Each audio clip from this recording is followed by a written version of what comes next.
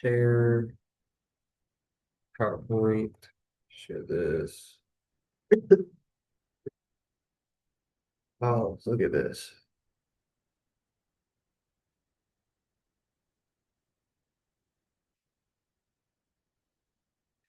All right, my name is Grayson Hartson, and this is my video on Lab 3 charges in a conductor. Now, to start off, basically a conductor is an object that holds charge. It can keep charging.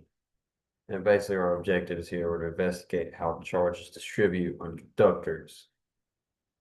And we're using a sphere and a cube as examples. To kind of test this out. And you'll see later on, we're going to use code here, basically to demonstrate how everything works. Now, this was done to compare results with Coulomb's law and Gauss's law as well to see if that stuff is consistent. And for the background, charges on a conductor move to the outer surfaces of the objects. For spheres, it's spread uniformly around it, all at the outside edges. For cubes, they tend to cluster at corners and edges more than anywhere else, which you'll see in our results later on, but that is true. Now, part one of this, we were given -5 microcoulombs of a charge, a point charge. And then obviously you have the constant 8.99 to times 10 to the 9. And when you divide -5 microcoulombs by that number, what we're going to get here is 3.1 times 10 to the 13 number of excess electrons. And this was for a sphere. We found that the charges are going to distribute to the outside of the sphere. And that basically just sums up parts 1 and 2. Now parts 3 to 5 for the cube. Um, this is where we went to the code here. You have N, which represents the number of charges that are in the conductor and the shape. Now for N equals 8, we notice that the charges went to the corners, to the outside corners. And when we increased it to 20 charges, we noticed they went to the corners and edges. Now, when we increased it all the way to 200 charges, it went to the corners first, then the edges, and then finally whatever could fit in corners and edges went to the surface, just the flat planes of the cube. Now, here's just these are just basic screenshots of what the code looked like, basically what it was meant to simulate, which you have a sphere here on the left and a cube over here on the right. And those little red dots you see are the charges. And you have N equals 8 on the cube over here. So that's just 8 charges. And we saw that in the previous slide.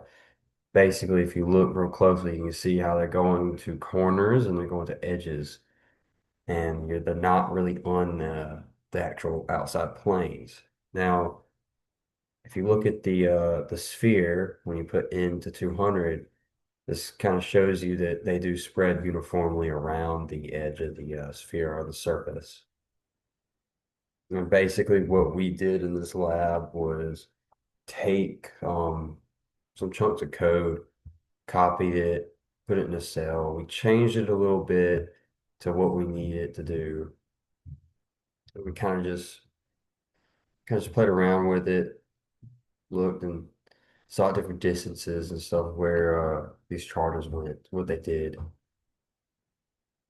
Now, on parts 8 through 10 for the sphere, we got our results here now. The R is like distance away, and at 0.5 meters away from the sphere, it was matching our pre-lab calculations, which you'll get to see in our graphs here shortly.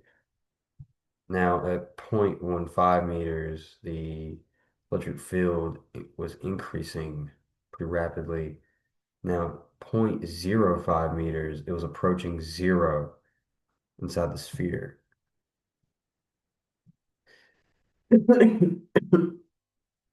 Parts 11 through 13 for the cube.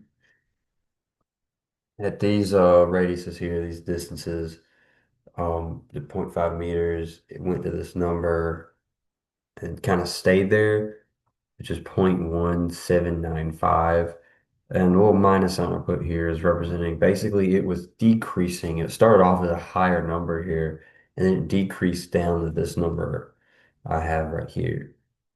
And then there was the opposite over here for zero point 0.1 meters. It was increasing rapidly to 3.603. And then for zero point zero 0.01, it was approaching zero inside the cube, which is, I think, is pretty interesting because if you look at this one, the shorter distance was approaching zero inside the sphere, and the shortest distance we used for the cube was also doing the same thing. So I think it's a interesting result to see. Now here are graphs. I do want to note that these are not all the way accurate. You can kind of just ignore the lines here, mostly because for our lab, like the this one right here, the point charge. Now these are all real numbers here that have been plotted out, but for the sphere and the cube, some of those we didn't test some of those distances, so I just plugged in zero in Excel for those. A little minor mistake I made and came across when I basically was doing my work in Excel. But you can kind of see what happens at each one of these points and how at these if you notice over here at these high points kind of tells you the strong the electric field is. It's like its peak. And in conclusion, found that further away from the sphere and cube tend to behave like point charges. Close distances, you have some deviations. Inside conductors, our electric field is zero. Charges tend to gather at surfaces, corners, and edges. And, this stuff is consistent with Coulomb's law and Gauss's law. And that is my presentation, and my name is Grayson Hartson.